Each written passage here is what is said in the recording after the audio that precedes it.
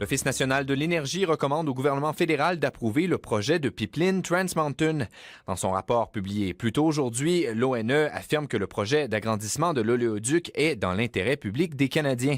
Le rapport conclut que le transport maritime qui y serait associé serait susceptible d'entraîner des effets environnementaux négatifs importants sur la population des polars. On en discute avec Monica Kattinger, professeure à l'École d'études politiques de l'Université d'Ottawa, présidente du projet Énergie positive et directrice de l'Institut de recherche sur la science et la société et la politique publique. Madame Kattinger, bonjour. Bonjour. Alors, la décision revient maintenant au gouvernement fédéral. Il a 90 jours en théorie pour décider s'il approuve ce rapport de l'Office national de l'énergie. Est-ce que, d'après vous, sachant ce qu'on a dévoilé du côté de l'ONE ce matin, est-ce qu'il faut s'attendre à ce que ce projet-là aille de l'avant? Bon, rien n'est garanti dans le domaine de l'énergie. C'est l'une des choses qu'on a vues durant les dernières années.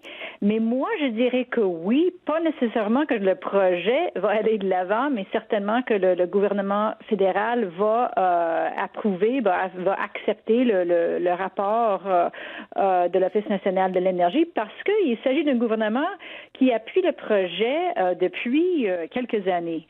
Alors, il a approuvé en 2016, lors de la première évaluation du projet par l'Office national de l'énergie.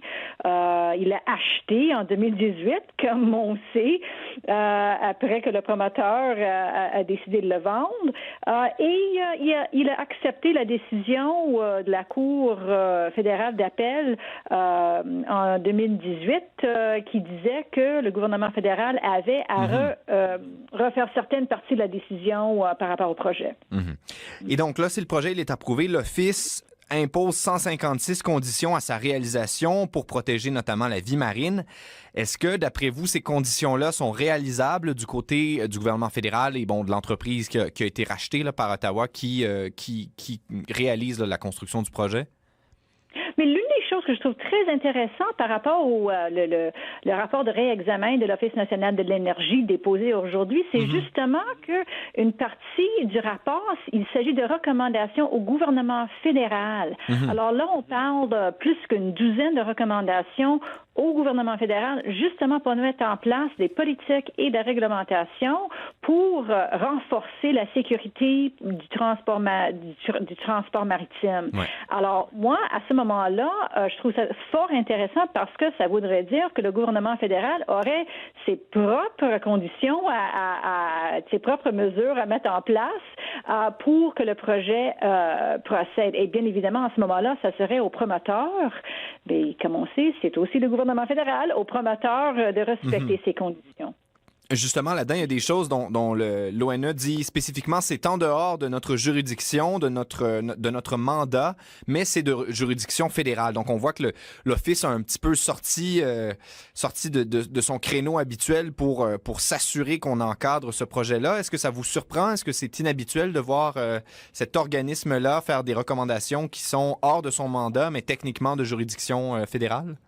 Oui, moi je pense que l'Office national de l'énergie était un peu mis dans cette situation-là parce que c'est l'un des premiers projets depuis plusieurs années qui est un projet majeur, mais qui est un projet qui ne va pas aux États-Unis, qui va à des côtes, soit de l'Est ou l'Ouest du pays, pour accéder à des marchés internationaux autres que les États-Unis. Donc, aux États-Unis, on a connu depuis les dernières années beaucoup de développement en matière de pétrole, ce qui veut dire que les promoteurs canadiens ont à chercher des marchés internationaux au-delà des États-Unis. Donc, ça veut dire le transport maritime. Alors, dans ce contexte-là, oui, c'est inhabituel pour l'Office national de l'énergie, mais je pense que l'Office a été un peu mis dans cette situation-là avec la décision de la Cour fédérale d'appel. Il avait justement à se pencher sur les questions de transport maritime et sécurité de transport maritime. Il y a quelque chose là-dedans, dans ces il y a 156 conditions, il y en a 16 nouvelles là, qui ont été ajoutées à la suite de ce réexamen. Il y a quelque chose là-dedans, d'après vous, qui va rassurer les groupes environnementalistes, les résidents de la côte de la Colombie-Britannique qui s'inquiètent notamment des impacts du trafic maritime? Mais moi, ce que je trouve fort intéressant, bien évidemment, il y a ceux qui s'inquiètent du fait qu'il y a plusieurs délais par rapport à ce projet. C'est vraiment un projet qui a connu plusieurs délais dans le processus de prise de décision. Mais l'un des côtés positifs de ça permet au gouvernement fédéral de mettre en place leur plan pour la protection des océans. Ça a permis également l'Office national de l'énergie et maintenant le gouvernement fédéral de se pencher davantage sur la protection des côtes, sur la protection de la vie maritime et ainsi de suite.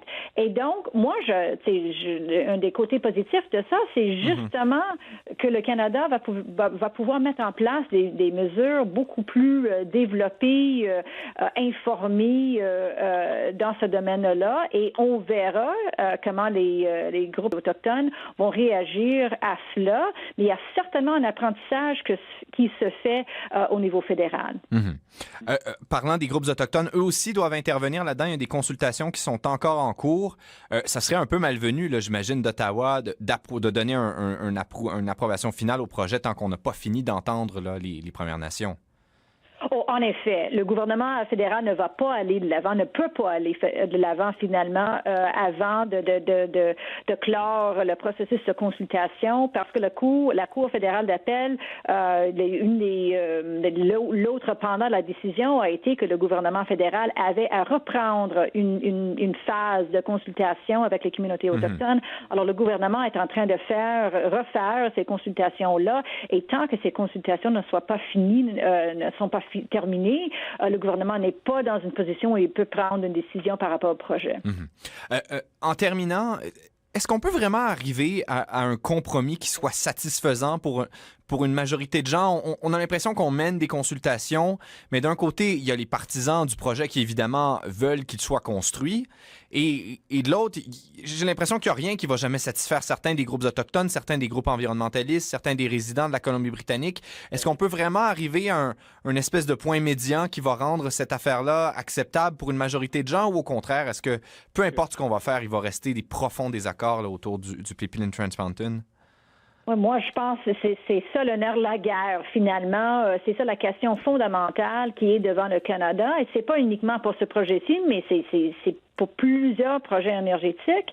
Et c'est comment, à l'ère de la réconciliation avec les peuples autochtones, à l'ère des changements climatiques, mais également des opportunités dans les marchés internationaux pour les producteurs canadiens, comment prendre des décisions qui aient de l'acceptabilité sociale.